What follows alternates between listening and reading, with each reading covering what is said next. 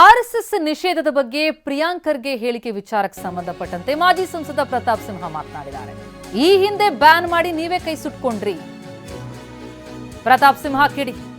ರಾಜೀವ್ ಗಾಂಧಿ ಕೈಯಲ್ಲೂ ಏನ್ ಮಾಡಕ್ಕಾಗಿಲ್ಲ. ಇಂದಿರಾ ಗಾಂಧಿ ಬ್ಯಾನ್ ಮಾಡಿ ಅಧಿಕಾರ ಕಳ್ಕೊಂಡ್ರು.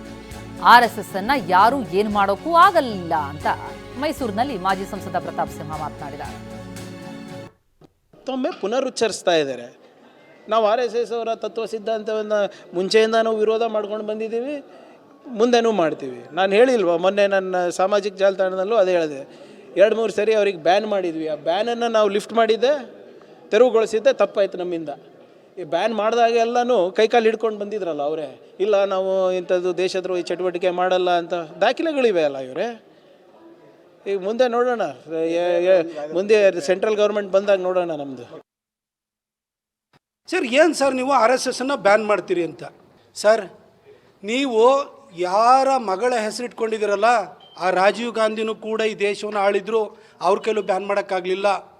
ಆ ರಾಜೀವ್ ಗಾಂಧಿಯನ್ನು ಹೆತ್ತಂತಹ ಇಂದಿರಾ ಗಾಂಧಿ 16 ವರ್ಷ ದೇಶ ಆಳಿದ್ರು, ಅವರು ಬ್ಯಾನ್ ಮಾಡಿದರು.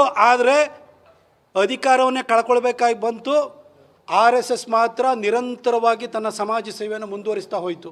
ಆ ಇಂದಿರಾ ಗಾಂಧಿಗೆ ಜನ್ಮ ಕೊಟ್ಟಂತಹ ನೆಹರು ಕೂಡ ದೇಶವನ್ನು 17 ವರ್ಷ ಆಳಿದರು. ಅವರು ಕೂಡ ಒಂದು ಸರಿ ಬ್ಯಾನ್ ಮಾಡಿ ಕೊನೆಗೆ ಆ ಬ್ಯಾನನ್ನು ವಾಪಸ್ ತೆಗೆದುಕೊಳ್ಬೇಕಾದಂಥ ಅನಿವಾರ್ಯ ಸ್ಥಿತಿ 1962 ಚೀನಾ ಯುದ್ಧದ ನಂತರ RSSನ ಸೇವೆಯನ್ನು ನೋಡಿ ಶ್ಲಾಘನೆ ಮಾಡಬೇಕಾದಂಥ ಅನಿವಾರ್ಯತೆ ಬಂತು. ನೀವು ಹಾಗಿರುವಾಗ ನೆಹರು ಅವರ ಮರಿಮಗಳ ಹೆಸರನ್ನು ಇಟ್ಕೊಂಡಿರುವಂಥ ನೀವೇನು ಸರ್ ಮಾಡ್ತೀರಿ? ನೀವು ನಿಮ್ಮ ಹೆಸರಲ್ಲೂ ಸ್ವಂತತೆ ಇಲ್ಲ. ಆ ಖರ್ಗೆ ಅನ್ನೋದು ನಿಮ್ಮ ತಂದೆಯಿಂದ ಬಂದಿರುವಂಥ ಬಳುವಳಿ. ನಿಮ್ಮದು ಅಂತ ಏನಿದೆ ಸರ್? ಏನು ಸಾಧನೆ ಇದೆ ಸರ್? ಹೆಸರಲ್ಲೂ ಸ್ವಂತತೆ ಇಲ್ಲ, ಹೇಳಿಕೊಳ್ಳುವಂಥ ಸಾಧನೆ ಇಲ್ಲ, ಒಳ್ಳೆಯ ವರ್ತನೆಯೂ ಕೂಡ ಇಲ್ವಲ್ಲ ಸರ್ ನೀವು?